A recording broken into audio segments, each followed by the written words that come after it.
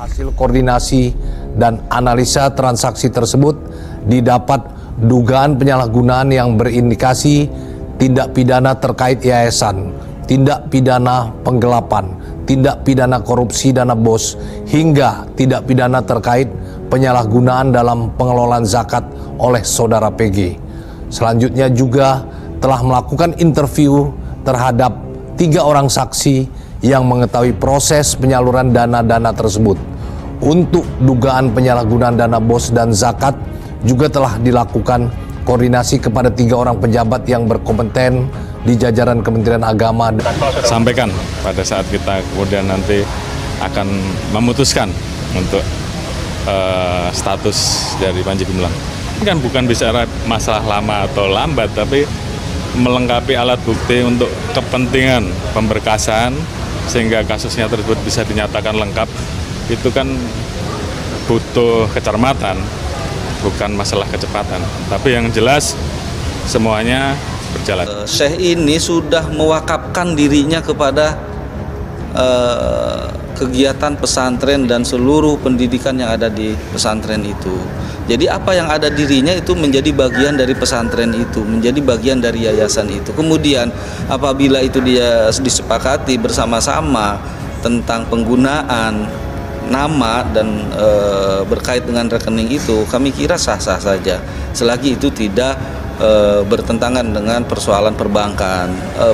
Misalkan bank sendiri mempersilahkan itu, misalkan ya. Nah itu buat kami, saya kira nggak masalah ya. Kami kira nggak masalah karena tentunya semuanya ditempuh dengan pertimbangan. Secara pribadi pernah menanyakan kepada Pak Panji ketika hadir ke situ. Dengan aset yang begitu banyak, saya secara spontan saja bertanya, Pak, ini uang kok bisa banyak sekali, dari mana Pak? Ya. Dan ini kan jumlahnya sangat mencolok ya, bukan bicara uang 10 miliar atau mungkin 50 miliar. Ini kan kita bicara triliun. Dan spektrum usahanya pun besar sampai punya kapal dan lain-lain. Saya tanya, uangnya dari mana Pak gitu. Tapi Pak Panji bilang ya itu dari usaha. Ya pada saat itu saya tidak punya pilihan lain selain memang hanya ya harus percaya. Karena memang saya tidak memiliki kewenangan untuk mengaudit. Karena biar bagaimanapun kan pondok pesantren itu di bawah Kementerian Agama, ada kanwilnya di sana. Selama perizinannya masih berjalan lancar dan bukan uang pajak yang dikelola oleh yayasan, maka tidak bisa negara mengaudit.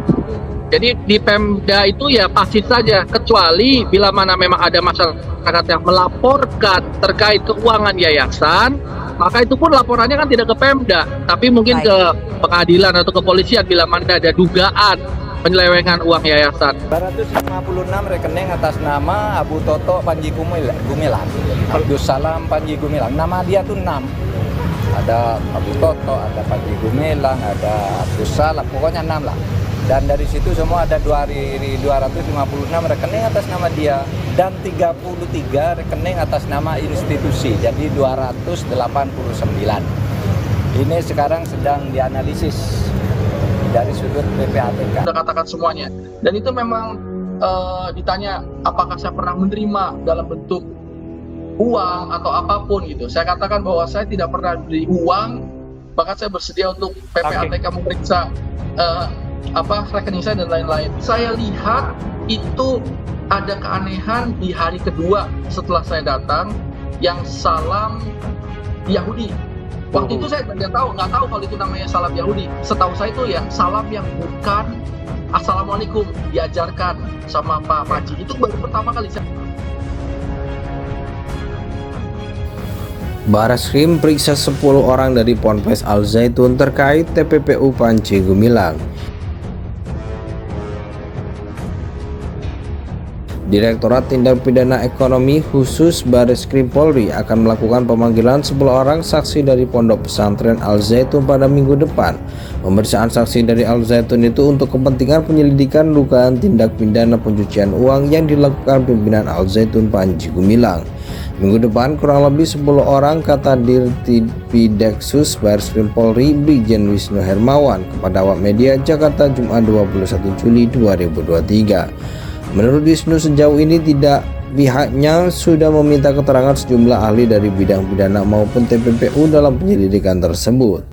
Sudah dilakukan koordinasi dan diskusi yang mendalam dengan para ahli TPPU dan ahli pidana terkait dugaan TPPU PG, namun masih dalam proses penyelidikan, ujar Wisnu. Diketahui penyidik Direktorat Tindak Pidana Umum Bareskrim Polri melakukan pemeriksaan terhadap pimpinan Pondok Pesantren Al Zaitun Panji Gumilang pada Senin 3 Juli 2023. Setelah memeriksa Panji Gumilang di Tipidum, Bareskrim Polri resmi meningkatkan perkara itu ke tahap penyidikan. Terbaru penyidik di Tipidum Bareskrim Polri menemukan adanya unsur pidana lain dalam perkara tersebut, yakni kasus dugaan tindak pidana ujaran kebencian bermuatan suku, agama, ras, dan antar golongan atau SARA, sebagaimana diatur dalam UU ITE. Panji Gumilang dilaporkan kepada pihak kepolisian oleh Forum Pembela Pancasila pada Jumat 23 Juni 2023 atas dugaan penistaan agama. Selanjutnya NII Crisis Center juga telah melaporkan Panji Gumilang terkait kasus dugaan penistaan agama ke Bareskrim Polri.